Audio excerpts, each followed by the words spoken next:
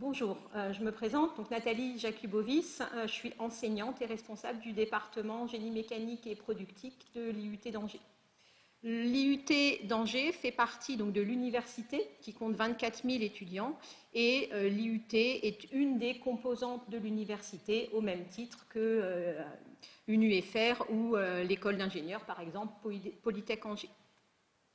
L'Institut universitaire de technologie compte 1700 étudiants répartis en 6 départements. Donc un département situé sur le site de Cholet, carrière sociale. Nous, GMP, nous sommes basés en centre-ville d'Angers dans l'École nationale des arts et métiers. Et il y a 4 départements sur le site mère de Belleveille. Le département génie biologique, génie électrique, informatique, industriel, gestion des entreprises et des administrations et technique de commercialisation. Et au total, pour encadrer ces étudiants, nous sommes 160 personnels, enseignants, enseignants-chercheurs ou personnel administratif et technique. Alors, venir à l'IUT, qu'est-ce que c'est? Au niveau de l'IUT, nous avons une, on va dire, pédagogie active, c'est-à-dire que nous travaillons énormément avec des petits groupes d'étudiants. Donc il y a un suivi, ça permet d'avoir un suivi important des étudiants et précisément en GMP, nous sommes une petite équipe pour un petit département, un faible nombre d'étudiants, ce qui permet d'avoir voilà, un suivi très... vraiment être à proximité de nos étudiants, c'est-à-dire que voilà, lorsqu'il se passe quelque chose lors d'un enseignement, nous avons rapidement des discussions entre enseignants, ce qui permet de tout de suite s'apercevoir s'il y a un problème, que ce soit de comportement ou en termes de compréhension et de résultats pour un étudiant, et donc d'agir rapidement pour essayer de résoudre au mieux ce problème. Pour aider les étudiants, nous avons également des dispositifs d'aide à la réussite.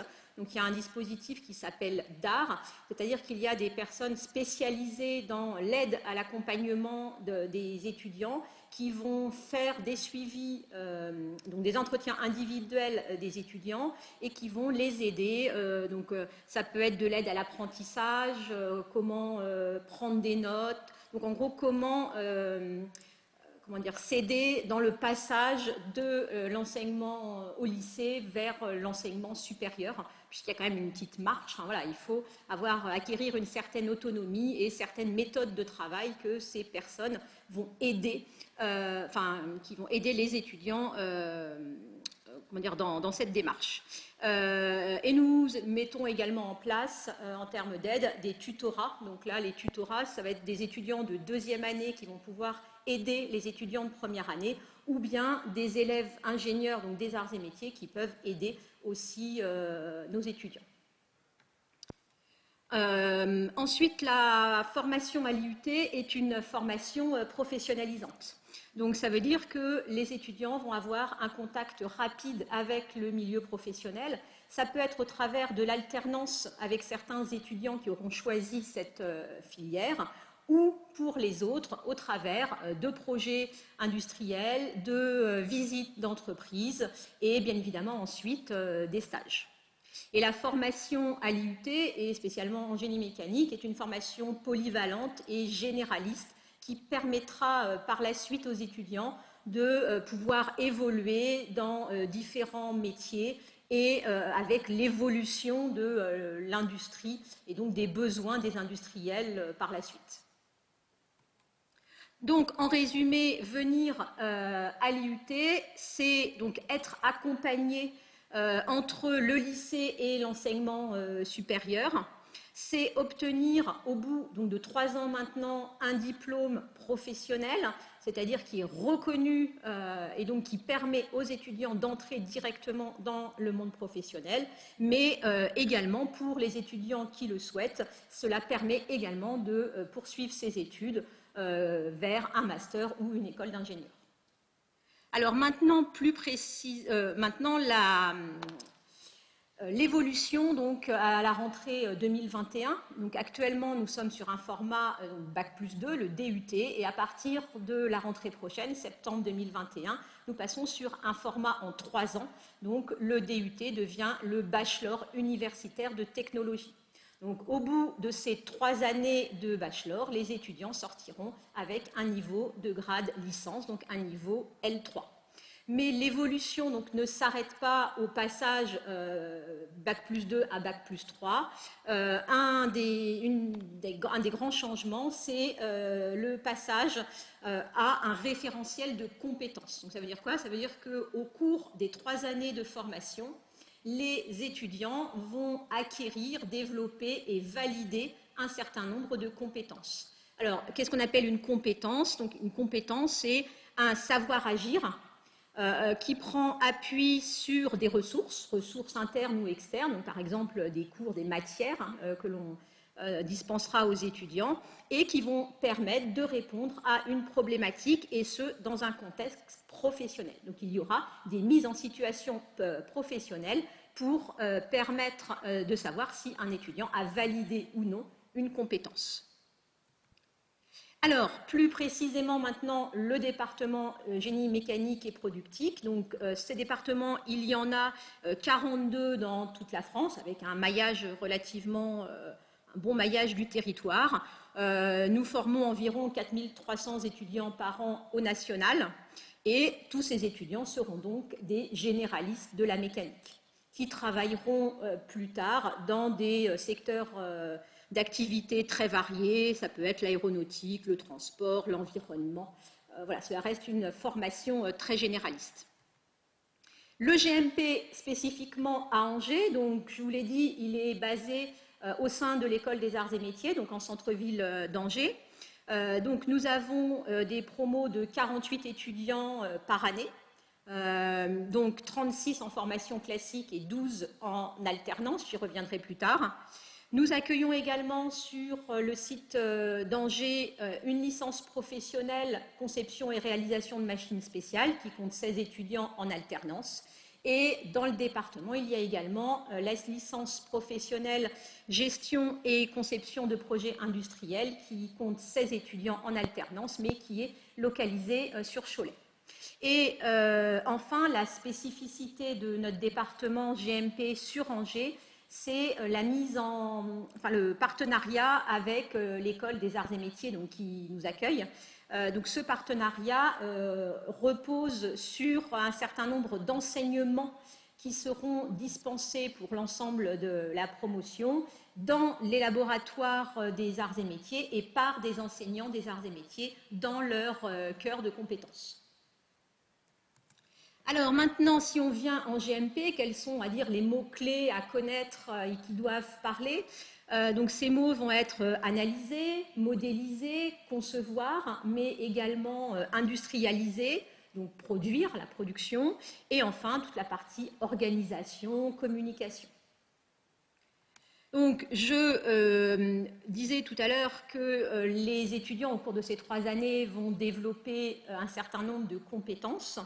Et toutes ces compétences vont être validées au travers de mises en situation professionnelle. Et ces mises en situation professionnelle vont correspondre à 3 grands domaines qui sont les 3 premières étapes du cycle de vie d'un produit. Donc la première étape, c'est la conception. Donc concevoir, analyser un système. Mais également, il va falloir être capable de choisir, par exemple, le bon matériau, de faire des calculs de dimensionnement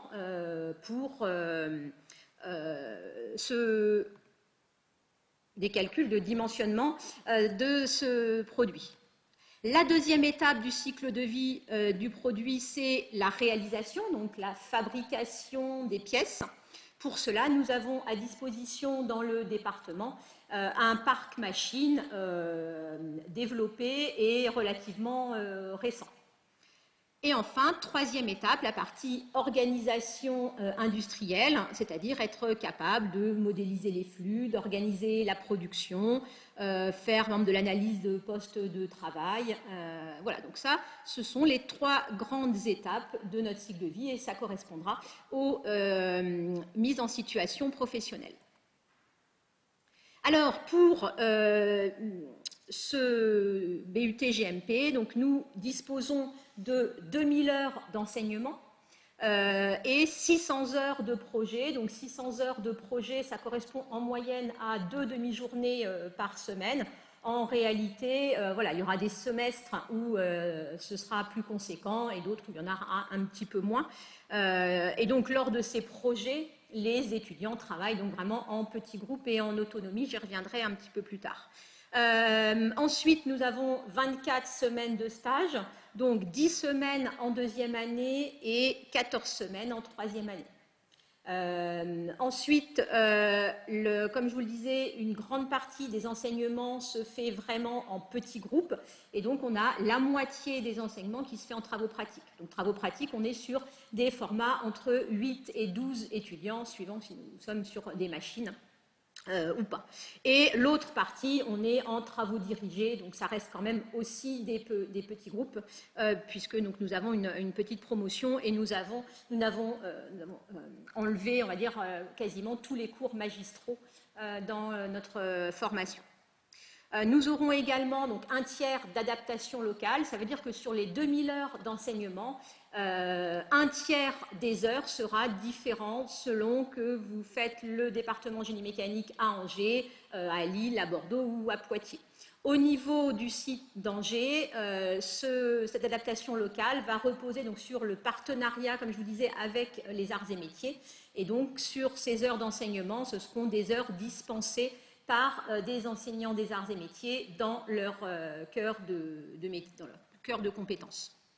Et enfin, une nouveauté aussi dans la formation, c'est qu'en fin de première année, les étudiants vont choisir un parcours qu'ils devront développer sur les 2 dernières années. Alors, ce parcours, pour le département génie mécanique, ça reste une coloration, puisqu'il va représenter environ 250 heures de formation sur les 2000. Donc, on va rester sur une formation généraliste dans le domaine de la mécanique avec une petite coloration liée au parcours. Donc, les parcours, il y en a 5 au national. Donc, le parcours chargé d'affaires, le parcours conception et production durable, innovation pour l'industrie, management de process industriels et simulation numérique. Au sein de notre département, nous avons choisi de proposer le parcours chargé d'affaires et simulation numérique. Alors, le parcours chargé d'affaires industriel, à quoi ça correspond? L'étudiant devra être capable de commercialiser des produits et des services sur mesure, mais bien évidemment à dominante mécanique. On reste un département génie mécanique, donc avec vraiment une forte dominante mécanique. Et le parcours simulation numérique et réalité virtuelle, l'idée c'est d'être capable pour l'étudiant de virtualiser un produit mécanique ou un process, ce depuis le concept jusqu'au jumeau numérique, selon les besoins de l'industrie du futur. Alors, on a dit tout à l'heure qu'il y a des compétences qui devraient être acquises et validées au cours de la formation. Donc, quelles sont ces compétences? Il y en a 5. La compétence spécifiée, développer, réaliser, exploiter, et la compétence parcours qui, elle, ne sera développée que sur les 2 dernières années, tandis que les 4 autres compétences vont évoluer sur les 3 ans. Et donc, comme je vous le disais également, ces compétences vont être évaluées dans le cadre de 3 situations professionnelles, donc encore une fois, les 3 étapes du cycle de vie du produit, à savoir la conception, l'industrialisation et l'organisation industrielle. Mais pour être capable pour l'étudiant de valider une compétence, il va falloir acquérir un certain nombre de connaissances et ça va passer au travers de ce qu'on va appeler des ressources. En gros, ça revient aux matières. Et les matières, on va dire, du GMP, ça va être la mécanique, le dimensionnement des structures, la science des matériaux, la métrologie, l'automatisme et bien évidemment des matières dites transverses comme les mathématiques, la communication ou l'anglais, par exemple. Alors, j'insistais sur le fait qu'on a beaucoup de travaux en petits groupes et des mises en situation. Et un des exemples, ce sont les projets pédagogiques ou projets tutorés que les étudiants vont réaliser pendant les 3 années de leur formation. Donc, au cours de ces projets, les étudiants travailleront en petits groupes et en autonomie, mais bien évidemment toujours sous la direction d'un enseignant. Donc voilà, ils auront les directives, un cahier des charges au début, et ensuite ils travailleront par petits groupes à développer ce projet. Alors ces projets peuvent être de plusieurs sortes. Ça peut être des projets type compétition, comme les compétitions, donc avant Marathon Shell, maintenant Solar Cup, donc un véhicule solaire, mais ça peut être d'autres petites compétitions type robot marcheur ou de l'auto-équipement au sein du département, ou bien des projets industriels, donc des projets en partenariat avec des entreprises. Au niveau des mises en situation, ça ne s'arrête pas donc aux projets tutorés, mais ça passe également par les stages. Donc les stages, comme je le disais, il y en a donc en 2e et en 3e année. La 3e année pourra également être proposée pour ceux qui le souhaitent en alternance.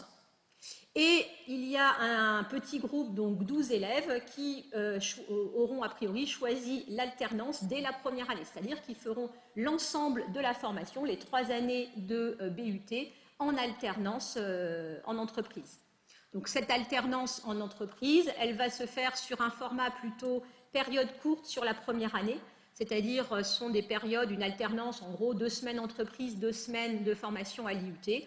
Et ces périodes vont augmenter sur la 2e et la 3e année pour passer à un format plutôt 4 semaines, ce qui permettra aux étudiants en entreprise de pouvoir développer des projets, mener à bien des projets un petit peu plus conséquents. Et enfin, tout au long de la formation, les étudiants vont remplir au fur et à mesure ce qu'on va appeler un portfolio.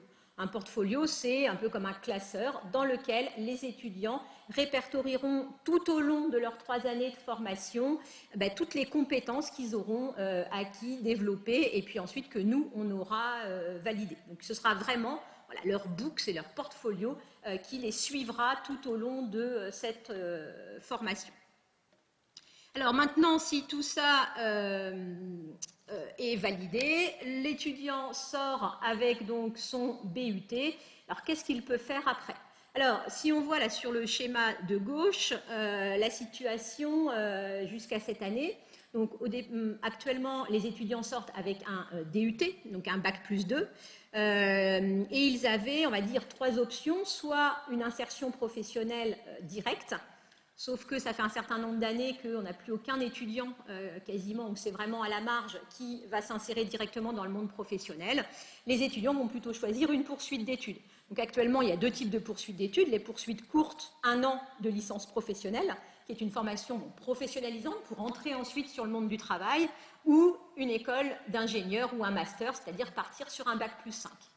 Donc comme on sait, quasiment tous les étudiants faisaient au moins une année de L3, dans le nouveau format que vous avez là à droite, tous nos étudiants maintenant vont sortir à bac+3, donc avec ce niveau L3. Donc il y aura en gros 2 voies à la sortie du BUT, la voie de l'insertion professionnelle. Donc là, les étudiants vont partir sur le monde du travail en tant que cadre intermédiaire dans n'importe quel domaine de la mécanique. Mais ceux qui veulent encore continuer leurs études pourront tout à fait s'orienter vers soit un master, soit une école d'ingénieur. Alors, au niveau des débouchés après le diplôme génie mécanique, en termes de secteur d'activité, comme je vous l'ai déjà dit, les secteurs sont très variés. Ça peut être aussi bien l'automobile, le ferroviaire, l'agroalimentaire. On retrouve tout à fait d'ailleurs ces secteurs dans la variété de ces secteurs dans les entreprises dans lesquelles nos étudiants font aussi bien leur alternance que leur stage. Donc on a vraiment des secteurs d'activité très variés, tout comme les métiers. C'est-à-dire que les étudiants à la sortie, certains seront peut-être techniciens méthode, d'autres vont faire plutôt du bureau d'études, dans des services de maintenance, être responsable d'une petite unité de production ou une petite unité de maintenance. Voilà, donc on a vraiment des secteurs d'activité et des métiers qui sont vraiment très variés, puisque nous restons sur une formation qui est assez généraliste. Donc, au cours de la formation, les étudiants doivent impérativement étudier à la fois la partie conception, industrialisation et organisation industrielle. Après, dans leur vie future ou même dans leur poursuite d'études, certains vont peut-être se spécialiser et ne faire que de la conception ou que de l'organisation de la production. Voilà, c'est vraiment, encore une fois, très varié. Alors maintenant, si tout ça, ça vous parle et ça vous intéresse, comment venir en GMP? Donc à Angers, nous avons donc, on a dit 48 places. Donc ces 48 places sont réparties en 36 en formation classique. Donc ces 36 en formation classique, la moitié est réservée pour des bacs généraux et l'autre moitié, donc 18, pour des bacheliers technologiques. Au niveau des bacheliers généraux, ce qu'on demande, c'est une appétence pour les sciences. Donc, voilà, idéalement, un étudiant qui a fait de la physique, des sciences industrielles, voilà, ça va l'aider pour la formation, notre formation génie mécanique. Et pour ces étudiants, l'admission se fait sur dossier. Donc, quand je parle de dossier, nous allons regarder les notes de première terminale, nous allons regarder attentivement les appréciations des enseignants et la lettre de motivation de l'étudiant. Enfin, donc, nous avons un groupe de 12 places pour des étudiants qui choisissent l'alternance, donc dès la première année. Pour ces étudiants, le bac peut être aussi bien un bac général qu'un bac technologique. Bien évidemment, et voilà, il faut que l'étudiant fasse ensuite la démarche de trouver une entreprise. Nous aidons les étudiants dans leur démarche, que ce soit au niveau de la lettre de motivation, au niveau des entretiens. Il y a vraiment des aides qui sont mises en place au sein de l'IUT, mais nous ne trouvons pas les entreprises pour les étudiants. Ça doit vraiment être une démarche de l'étudiant qui doit commencer, enfin voilà, il vaut mieux la commencer relativement en amont. Ces étudiants auront donc un statut de salarié rémunéré donc tout au long de la formation. Et au niveau de l'admission, elle va se faire dans un premier temps sur dossier comme pour la formation classique, et ensuite on fera un entretien pour bien expliquer à l'étudiant que ce soit l'alternance et voir ses motivations pour la formation. Je terminerai avec la place des filles dans le département génie mécanique. Voilà, il ne faut pas croire que cette formation est réservée aux garçons. Nous avons tous les ans, alors pas beaucoup, mais quelques filles dans la formation, et les filles s'épanouissent tout à fait en génie mécanique. Donc voilà, il ne faut absolument pas hésiter à venir, que ce soit en formation classique d'ailleurs ou en apprentissage. Donc sur ce, tout le département, toute l'équipe génie mécanique vous attend à Angers. Merci.